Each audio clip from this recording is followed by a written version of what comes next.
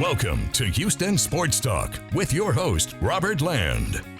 Thanks for checking into the best Houston sports podcast. Robert along with Sports Radio 610, Shaun Bijani, and joining us is Greg Lucas, who spent nearly 30 of his nearly 45 years in television on the Astros, Rockets, and Houston area regional sports broadcast. Greg is also an Astros historian, author, and even an occasional film actor. Most importantly, Greg puts up with my occasional Astros debates with him on the phone. Welcome back, Greg. Welcome back to you too. And we had a debate a couple days ago, and I'm agreeing on one of your position players, that at least for the time being.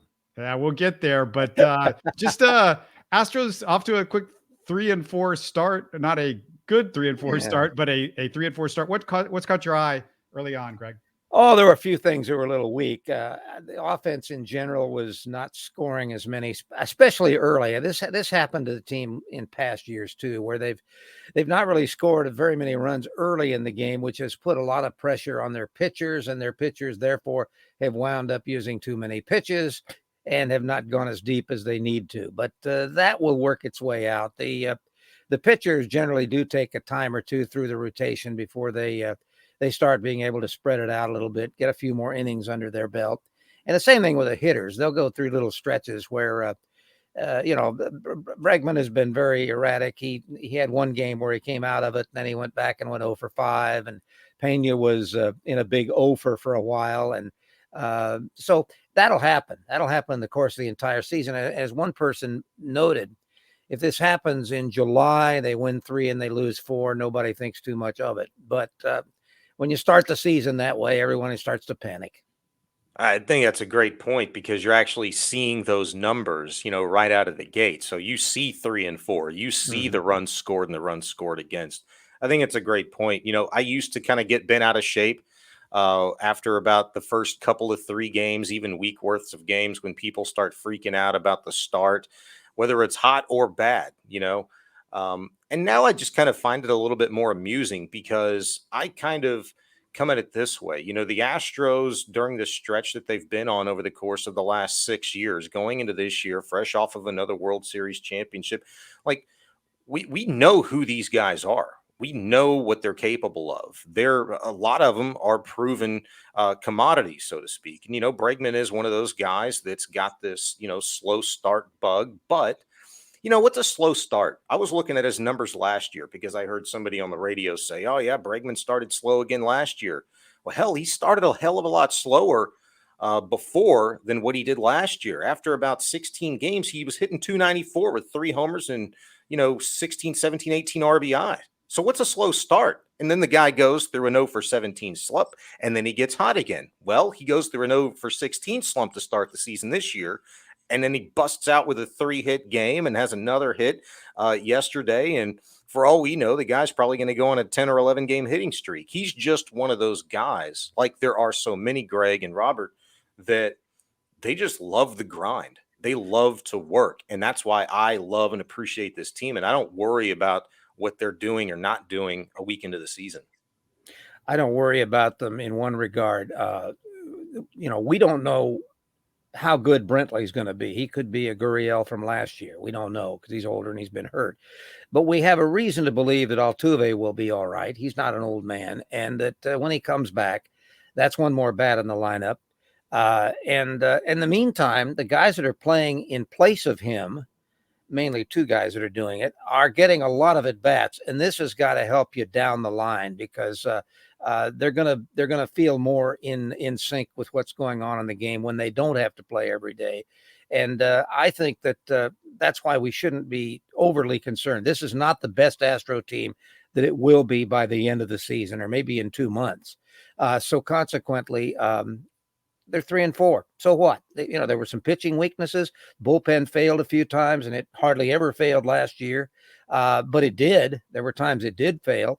And so let's just wait and see. Plus, don't forget this.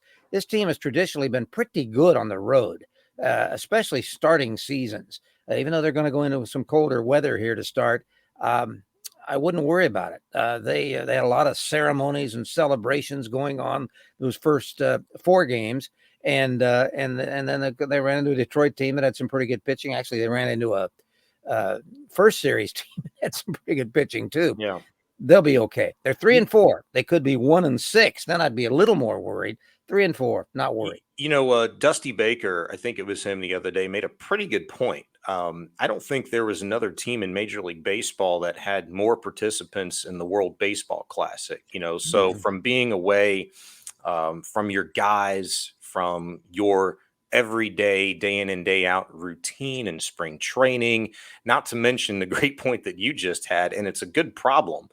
Because starting the season at home with all of the ceremonies, the trophies, the rings, the banners, just the fanfare, that's not routine. And we know ball players are creatures of habit, and they've been doing the same thing or making adjustments upon the same sort of routine for years. Maybe, going back to, high school for a lot of these guys. So in that regard, I just don't worry about it as well. I'll say this, I'm curious your thoughts, Greg, Robert, the pitching so far. I wonder if the World Baseball Classic has a little something to do with it. And I also think maybe from my own opinion, teams handle their starters a little bit differently. They're all individuals. So they all got them pegged, for a certain type of pitch count or goal going into their first start of the season. But were you all surprised that, you almost make it through the first, rotation and nobody had gone, 6 innings? I mean, thankfully Framber, pitched his butt off the other night, but did that concern you at all going in? It concerned me, but it wasn't, I don't think, unexpected. I think because of the reasons you gave. They had at least 2 of the starters were in the World Classic, and 3 and reliever with Presley, and they had so they were off of the spring training routine, and then of course you also had the bit where a couple of little minor injuries in the spring that kind of may have set some people back. But here's the way I look at a game, and I don't know how many people do. I look at a game not only how many hits they got or didn't get, how many balls were hit well. How many guys were not, I won't say robbed. Well, here's one example. Dubon is not a good hitter. But you remember the game where he would have hit a triple clearing the bases if the right fielder had not been a diving catch. Mm-hmm. That would have won that game. It was one of the games they lost. They won it. And also the number of times that other guys on the team have hit the ball right on the nose. Guys of diving catches or great catches. White Sox had a couple of great catches that robbed the Astros. If they're hitting the ball well, then I'm okay. The more often they're hitting the ball well. And the same thing goes with pitching. Some of the guys have had some tough luck. They've made some pretty good pitches, and guys have hit them off the end of the bat and blooped them in. They're not getting line drive to death. And if they're not getting line drived out to death, then I'm okay. And so basically I'm okay, except for the 3-4. It'd be nice if it was, 4-2 or something, or 5-2, but I'm okay. You mentioned the diving catches. Has that been kind of a little bit of the unintended consequences of taking away the shift that we're getting to see some more exciting defensive plays, Greg? I think it's very possible. A lot of them have been in the outfield, but so the shift maybe didn't have anything to do with it. But there've been some good plays on the infield too, where guys have had to make, plays they wouldn't have had to make, especially on the right side, if the shift were in effect, because there would have been a guy in short right field that would have fielded the ball. I think so too. I think, to me, that is the best of the new rules. The timing thing, they'll work that out. That's everybody's too fired up about how long the games are, to me. But I think the changing of no extreme shifts. They can still shift. They just can't make it extreme. And they can still take balls away from guys that hit them up the middle. We've seen that because a shortstop can play right on that borderline, and they've taken away some hits. But they can't extreme shift. So especially for left-handed hitters, I like it. I like the fact that that's gone. That to me is the biggest rule. The bigger bases, even the clock, except that when it actually has to be used, then I'm not happy with it. The one that I still hate the most is our favorite extra inning rule. I hate that. I absolutely. I still will not watch a game once it gets past 9. I saw your Facebook post the other night. I'll find out later what happened, but I don't. It's not baseball. I will let them bend the rules if they want to. If they want to use that as let's say after 12 innings, then we use it. or if they want to, after 12 innings, they want to call them ties. I'm not even opposed to that. If they're so concerned with time, which seems to be what they are, let's just work around it. But yeah, I think it's, the pace of play, time. They're certainly worried about that. I mean, that is obvious, just given the changes that they've made here in, the last couple of 3 years. But I also think, the extra inning issues become, probably something bargained by, players in terms of like their usage and stretching guys so thin. And how many, I mean, to be honest with you, Greg, if I never have to see Brett Phillips take a pitcher's mound again, I'll be satisfied. see, here's the problem with this. During all the years of the baseball, where there were no ghost runners or unearned runners, and the pitching staffs were sometimes as few as 10 or 11 pitchers. Yeah. They played extra inning games. It is the fact that nobody can pitch that deep anymore because, frankly, they're throwing so hard. They didn't throw that hard, 40 years ago. Yep. I remember when I started in baseball with the Rangers in the major leagues, I went to spring training one time and there were guys that were starting pitchers. They were veterans. They were throwing the fastball at 82, 83 miles an hour. That was 30 years ago, but they were. And in fact, as recently as about 1989, I think it was the number, the average major league fastball was about 5 miles an hour less than it is today. And that's the biggest change in baseball. And that, in fact, to me, is the biggest reason why games got long. Yeah. You know what's you're talking about the fastball and just guys, their athletic ability. I have a baseball card to this day, Nolan Ryan. It was probably like a 1993 Donruss, right? And on the bottom of the card, it's like fastest pitch ever recorded, like 100.3, or whatever. How many guys in Major League Baseball over the course of the last, let's just say 3 to 5 years, Greg, have thrown 102, 103. I mean, there's that freaky guy out there. I can't remember his name. He's, Chapman. Chapman. There's another guy. I think he spot up 103 or 104 a couple times. Yeah. Well, that's the biggest change, and that's what people have to take into consideration as to why games got long. Pitchers, frankly, were harder to hit. A lot more foul balls, a lot more balls taken because the guys had no chance. And this so-called working the count was mostly as a safety. This saved me. And because he could do it, because the guys weren't throwing as many strikes. But if you've got a pitcher that's to this day, it will throw strike one, strike two, strike three, the game's going to be a lot faster. But they can't. And or if they do, 4 of them are fouled off then. And that slows it down. It goes through cycles, but they throw so hard now, and partly because they don't conserve themselves at all. The old guys like Bob Gibson throw all these complete games.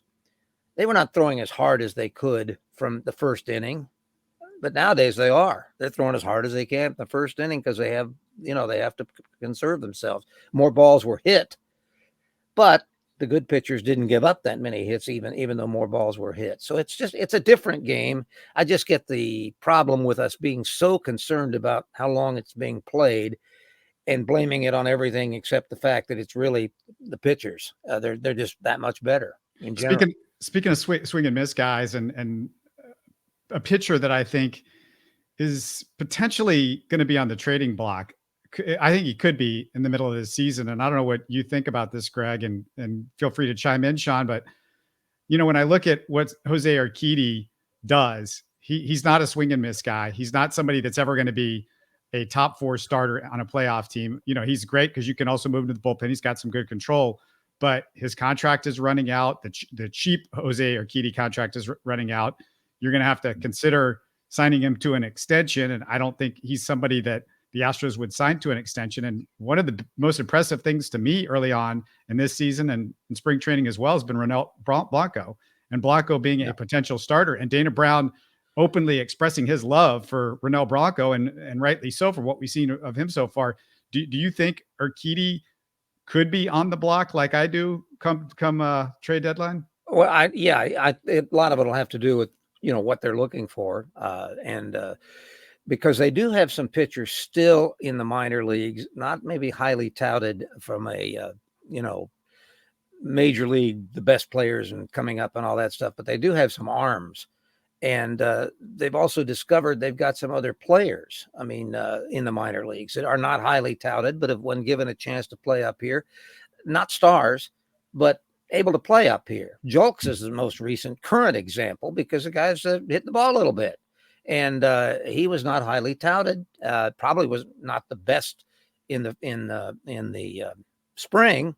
He was okay, but he wasn't the best. The right fielder kid, the left-handed hitter, was probably the better one. But Julks is the story I like about Julks is how he went down and they worked with him in Florida last summer in the middle of the season. And all of a sudden he hit 31 home runs last year. So they saw something and they want to see what he does up here. And that's what this organization has done. But I totally agree. If they are going to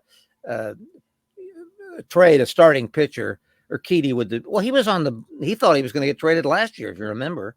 Yeah, and that was going to be, my point is, what could potentially be the change last year into this year. I think it largely comes down to, for Urquidy, performance, and then what exactly you're looking for in return. Like, where else are you lacking?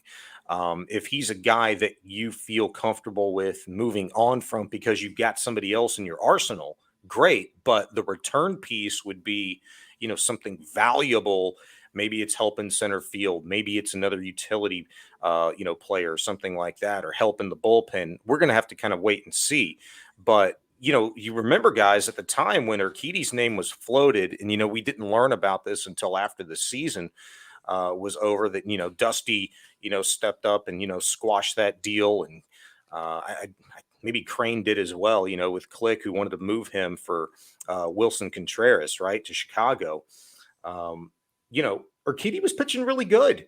And Baker, according to the article, was like, well, hey, he's a great character guy and we love his story. We love, the relationship that he has with the catchers and the teammates. And so what could potentially have changed from last year to this year for that to even be an idea or an option for Dana Brown, who is, until he proves otherwise or even just does anything, says he's going to be an aggressive general manager. The one thing that could have changed is the fact that Urquidy has got one less year on his contract. John. That's what I'm talking about. Like his contract is running out where you're going to pay him cheap money for what he does. And the other thing that could potentially change is Ronel Blanco. If Forrest Whitley starts looking good in the minor leagues, which, he had the great outing right before the season started, there's many a factor that I think could be in that. But Urquidy getting off to a slow start, and his first start that we saw from him, I just thought, man, that's a guy that, you got to think down the line. He's not big in the Astros plans. And so he's and it also is going to depend on Lance McCullers' health, to be honest. Yes, because because there might not be a spot for him in the rotation after that. And he could be a trade for a top minor leaguer, not a guy to actually play on this team. Yeah. And of course, a lot of that has to do with the fan favorite in center field, because if McCormick, last couple of games he's had last game, he had a tremendous game and he's had a good first 7 for the ones he's played. And he's the fans' favorite and he's other people's favorite. And if he honestly can take that position, then that alleviates maybe the need to go out and try to find somebody who's a little faster, just a little faster, covers a little more ground, or a little stronger arm, whatever. That's also one of the strongest positions in this organization is the outfield and in center field, because they just drafted 2 center fielders in the first and second round last year, and those guys were college guys, so they're going to be sped through the organization according to Dana Brown. So if they traded Urquidy, it could be for some lower, minor league prospect, because the team that's acquiring wants him in the rotation now. Yeah, and the Astros maybe don't need anybody in the rotation or bullpen now, but they want another good arm again, because as Robert pointed out, you can't forget the contract situations. If fans always are talking about thinking of player, and they forget that the behind the scenes stuff is the money and contract situations, and you have to always take those into consideration. Yeah, that's a great point, guys. I fall victim to that too because we're constantly talking about and grading these guys internally every outing that they have. And so sometimes, yeah, you're right. The last thing we all think about is contractually and how it might not make sense for what we're seeing with our eyes on the field today, but it makes perfect business sense. And so that's the unfortunate part of the business sometimes. You mentioned Corey Julks, Greg, and I just want to ask you about him because I've been very impressed. I love his compact swing, and sometimes the guy just looks like he's going to hit the ball as soon as he steps into the box. Yeah, he really has taken advantage of this opportunity. He was, of course, non-roster, but again, it's because he came up and had such a great year last year, and he had so much change. He was not a power guy before last year, and all of a sudden he hits 31 home runs, and that was because he had taken to coaching and he had figured it out.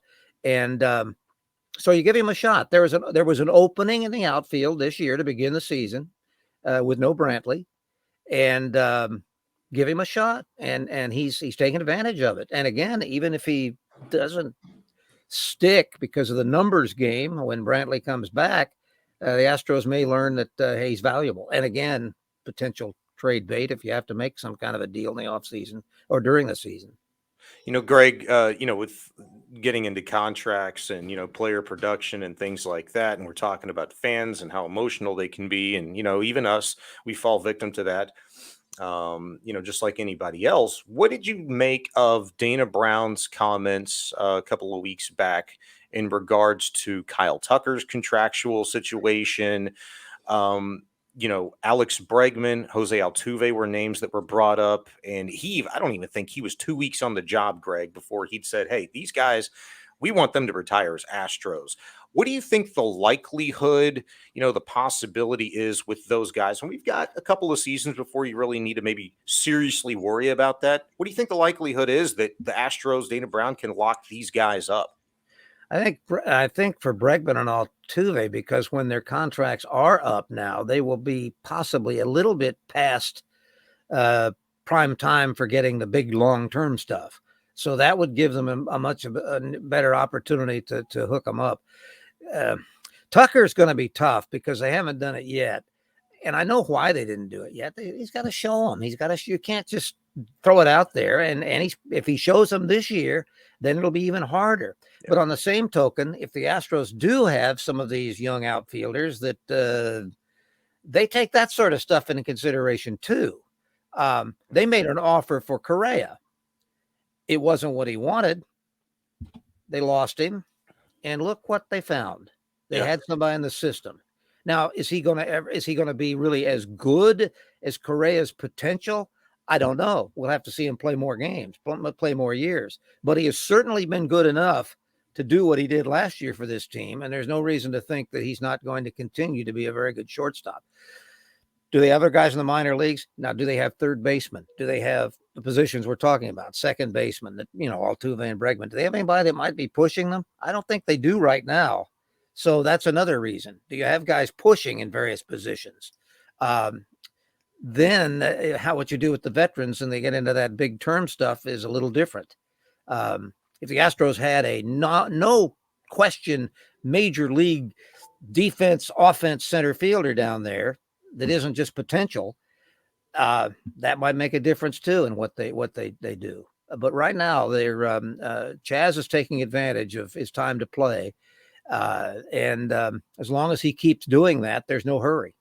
I think Altuve is the one that is most likely to stay because I want to say he's going to be 34 when this contract ends, and he's somebody that's shown that he wants to be here. I don't think Altuve is like, I'm trying to get the next dollar. Tucker's going to be the hardest to wrap into because, he's going to be the youngest when his contract runs out. And I also just kind of feel like that they've tried with Tucker already to get that extension done. And it seems like Tucker might be much harder. I mean, Yordan actually came up after Kyle Tucker, and you could look at the two of them and they've both kind of shown what they can do. So I don't think it's a question of whether they believe in Kyle Tucker. It's just, they've tried and they've been open about it, and he's going to be a little bit tougher. It seems like the Latin ball players are just more likely, as we've seen with some of the extensions. I agree with you. I think in Tucker's case, he's kind of he's a star in Houston, and he was a Gold Glove winner, but he's not a superstar. He's not a 300 hitter, 40 home run, 120 RBI guy. He's a good player, and he's a star player, and he's certainly the best right fielder they've had for years. But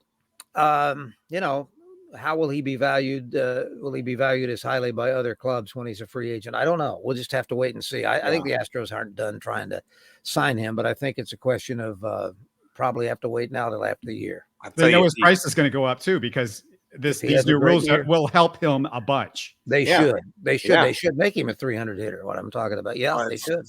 That's what I was going to say. Presumably, I mean, he's basically been a 3,100 guy the last couple of years and almost became a 30-30 guy last year. I think he fell 5 stolen bases short. If he's a 30-30 guy this year, I mean, they have, RBI guys in this lineup almost top to bottom. If he's not a 30-30 guy this year, and Chaz has already stolen 4 bases and he stole 2 last year, then something's wrong, because Tucker should be able to take advantage of that. Yeah, I was just going to say, though, I mean, he's probably going to do it if he's healthy, and I mean, that price tag is just going to go up. Another guy I didn't mention, I can't believe it slipped my mind, is Fromber, who's obviously been in negotiations as well, along with Tucker. I don't know what you view this staff as, Greg. I'll preface my question to you with this. Anytime you lose a future Hall of Famer on a staff, it should hurt. It should absolutely sting.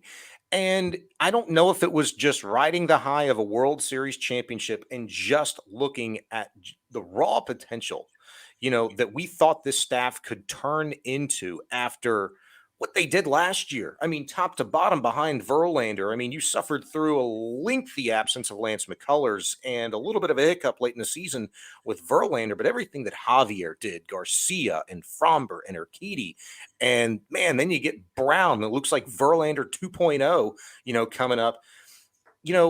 I like the rotation, and when you lost Verlander, it was like, it wasn't even the Band-Aid approach, Greg. It was like, you felt okay about it, but do you still feel the same way? And do the Astros need that ace? And is Fromber that ace to anchor this staff for years to come? That's a big question, because Verlander was what they used to call him stoppers in the old days. The guy that was in the rotation that, man, if we've lost 3 straight, he's coming up. He's the stopper.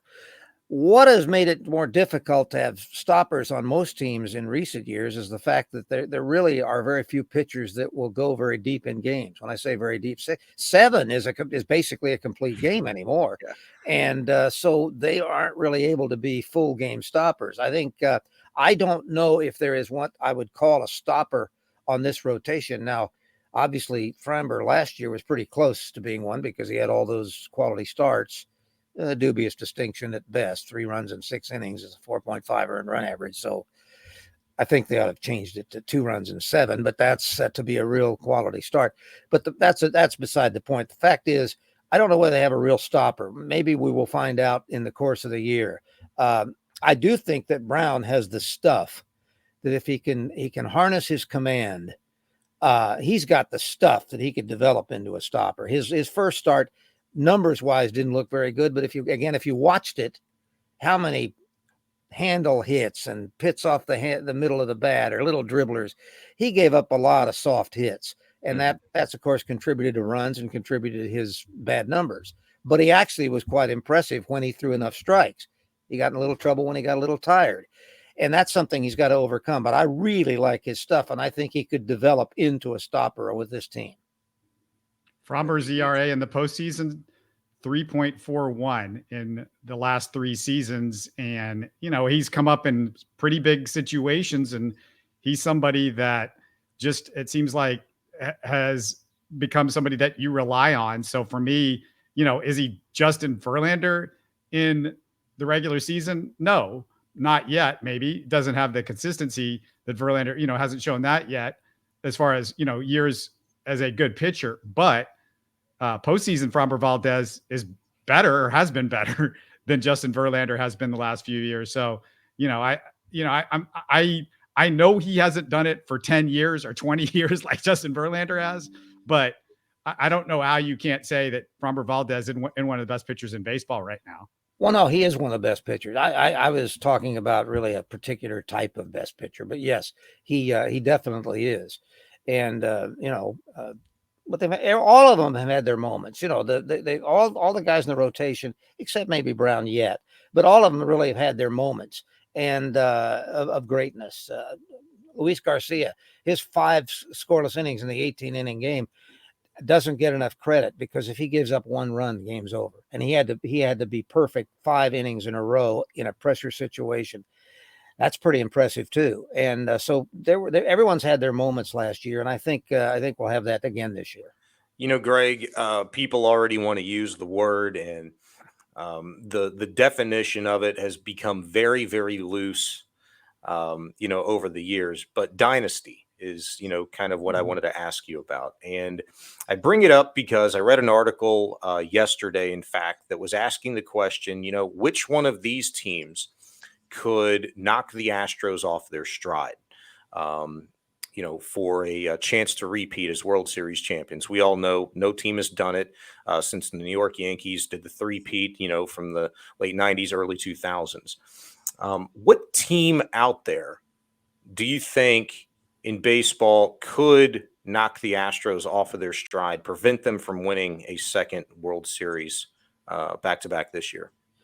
To get there, we start with the American League. It's the same old story. I mean, I'm not a real sold on the total Yankee team, but they do have a lot of players, and they are good, and they're going to win a lot of games. I would be more concerned probably when you got to the World Series, because I think obviously the Dodgers have underperformed, but they've also now had some changes in their roster. I mean, since like 2017, they've had a lot of new different faces, and some of their pitchers their stars getting older. The Braves aren't a fluke. I don't count the Mets as big a threat. Phillies should be, but they certainly have gotten off to a slow start, even slower than the Astros. And they've had some major holes with their pitching, unless the Rangers are really good. Their pitching really dropped off when they opened the season. So I think it's the same old usual suspects myself. I do say that winning the West may be a little tougher. They may not win it by as many games, so their own division will be a little tougher. Of course, they won't be playing as many games in the division either. So how does that work? It depends on what everyone does against everybody else, I guess. Winning the World Series and being the top team is not difficult. It's not hard. It's not easy. Because there's so many fluky things. Yet the Astros, once they got to the postseason last year, made it look easy. They won the first 7 games. Yeah. And there are dreams of them sweeping the whole thing. They were playing that well. And but that's not easy. That's we sell it short. I mean, they could have won 2 in a row last year, if they'd been able to beat the Braves, but the Braves were better than they were in those 6 games. Well, I'll give you the answer to this. It's pretty easy. Anybody can knock the Astros off this year in any series, because it's baseball. And the second thing is injuries. Injuries. When the Astros have not been able to win the World Series the last few years, Justin Verlander has missed a couple of seasons. Lance McCullers has had injuries that have cost you in the playoffs. Alex Bregman has had injuries that's cost you in the playoffs. If you get injured at the wrong time with the wrong guys, I mean, we know this in any sport. That's exactly it. Right. Health.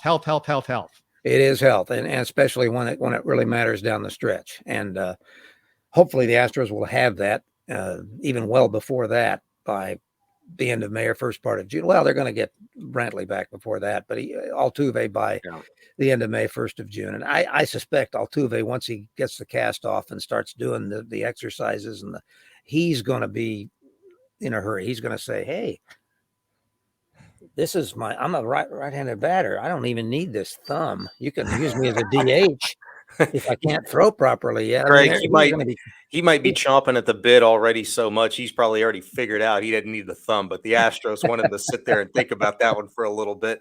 It's a great point, Robert. I love these kinds of conversations because, we get to talk about other ball clubs, and The crazy thing about baseball, the best thing about baseball is, there is so much parity. I think back to my question with the Yankees, that third championship in a row, that was by far their worst season, regular season of the stretch. They won like 84, 85 ball games that year. Maybe it was 90. I can't remember. I think it was 84, 85. I think it was actually Cleveland that won 90 ball games, didn't even win their own division and make the playoffs. But the Yankees, they caught fire and they got a little lucky that year. If you remember, Jamie Moyer was still pitching. He got a busted kneecap, didn't go against the Yankees. And it was just little things. They just catch fire, and nobody was hotter than them in the postseason. And they went on to win that third straight World Series. Whereas I'm thinking about it now, the Padres have loaded up. Yes, yes. They look like a really scary team. And you were going on down the line. Well, the Phillies, the Braves. Hey, don't forget about the Dodgers. There are so many darn super teams, Greg, that I would deem like super teams. They're riddled with talent. Like, it's unbelievable. Dodgers, Braves, Phillies, Padres out of the NL. So if you're talking about just getting there, those are the teams that would prevent. But even just getting to the World Series, I'm looking in our own division. I always have a lot of respect for the Seattle Mariners, and I don't know what it is, but they just seem to be the team that plays us the best. They're tough. Well, and both the Angels, I don't know how much they improved themselves, but they've got two superstars. Yeah. The Rangers, don't discount them being so much more improved. Now, how much more improved, I don't know, but they can knock you off because they've got a nice solid lineup. And I think they're pitching, if DeGrom doesn't get hurt again, seriously, that's made their pitching better already. And so they will be a team that if they don't beat you, they can beat you enough times that can cause some problems overall. So, yeah, I agree. But getting hot down the stretch and being healthy down the stretch is crucial, not only to make the postseason, but then to win in the postseason. And frankly, it's your pitchers. They, if your pitchers dominate, you can slump a little bit, or you can have a regular guy that isn't playing, even though you'd rather he was. But if the pitching can dominate, that's the key. Why the Astros beat the Yankees as much as they do? It's pitching. These guys keep them under control, and the Yankees pitchers are not quite as good as the Astro pitchers. They're good, but they're not quite as good. Yeah, and that's got to continue to keep everybody at bay. Same thing with the Padres. Padres lineup is loaded. Yes. What will they do against the Astros pitching? They may do great against average pitching around baseball, but the Astros pitching has always been above average. Yeah. Postseason, we talk about this all the time. Verlander finally winning a World Series game. Well, he was not the same postseason ever. He won some games in the playoffs, but he wasn't really the difference. And so consequently, it's usually pitching. And I think I'm confident the Astros, again, if they stay healthy, they'll be okay with their pitching.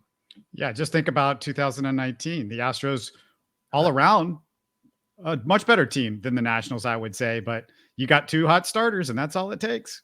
And you can't win a single home game. I'm sorry. Well, Washington didn't win any either, but they had the advantage of not only getting three.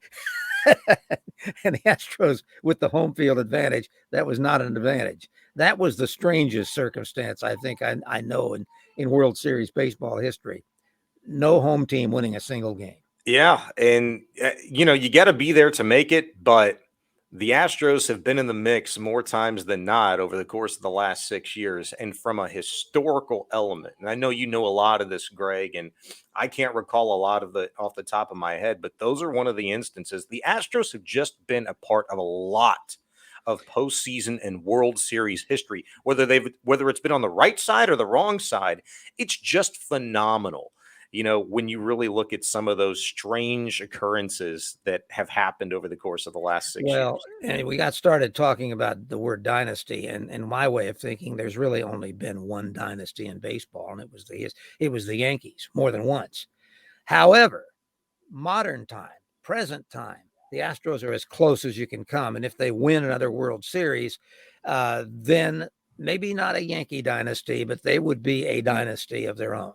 Yeah. Yeah. And I think modern day, because sports is so Mhm. different now, in any sport, you almost have to amend, the word dynasty, and I think that's what's happened. And people want to kind of do it every year. But yeah, a dynasty with the Yankees a couple of times throughout the course of their, rich history. But the Celtics, the Lakers, in Yeah. basketball, look at what the Patriots, that's a legitimate NFL dynasty. It was.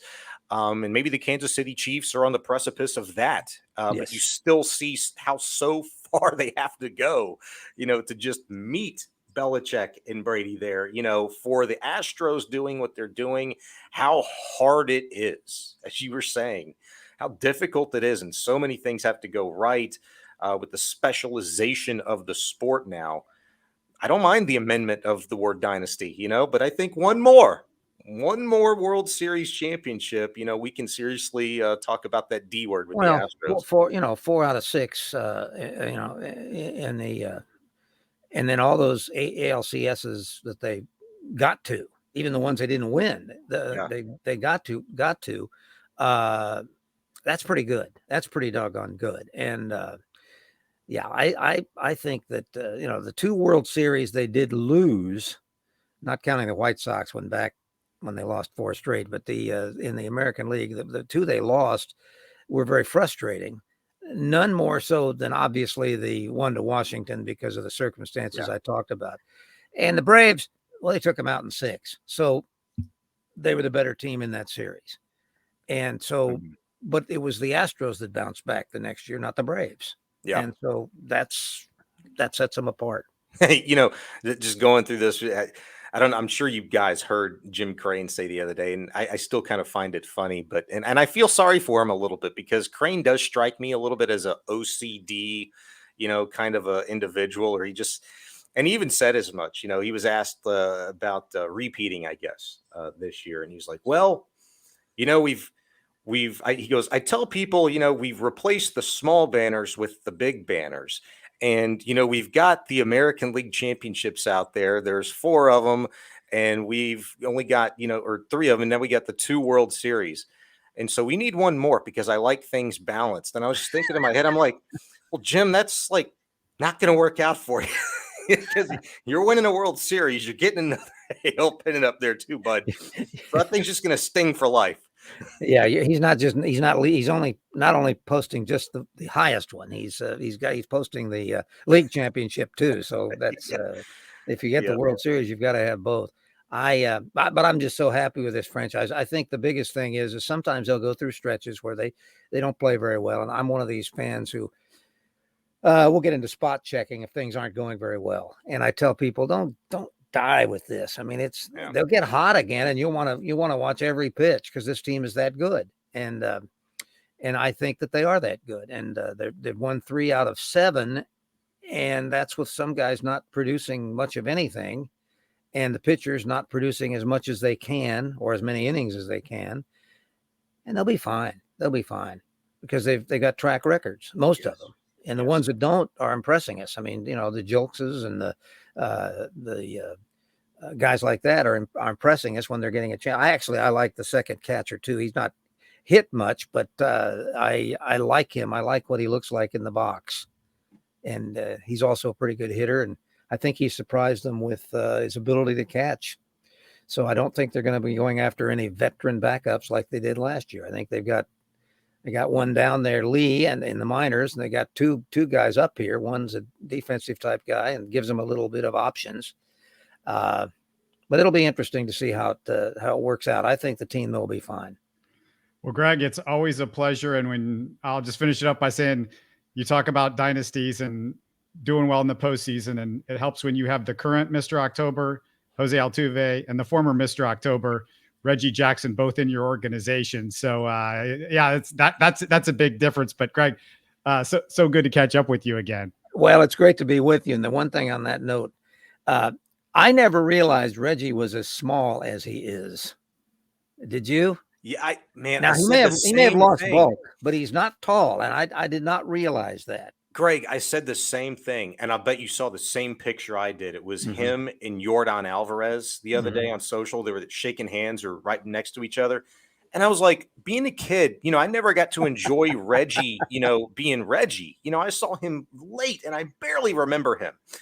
But I thought he was larger than life, figuratively and literally. And then seeing him next to Jordan, 6'5", 270, whatever Jordan is, it's like, man, yeah, Reg.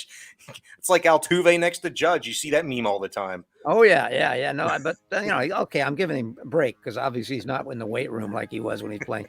But he's shorter. He's tall. He's just smaller in general. But he was quite a player, and the Astros are lucky to have him. And he's lucky, I guess, to have this gig because they actually are paying attention to him from what I read. So that's important. We'll catch up with you again soon, Greg. Love having you. Thanks a bunch. Thanks a lot. Bye-bye. Bye, Greg. You're listening to Houston Sports Talk. Hey, don't forget to support us by subscribing and commenting on YouTube. You can always listen to us on Spotify, Apple, or your favorite podcast app. Tell your friends about us and share our show links on social media. Spread the word, everybody. Thanks for listening.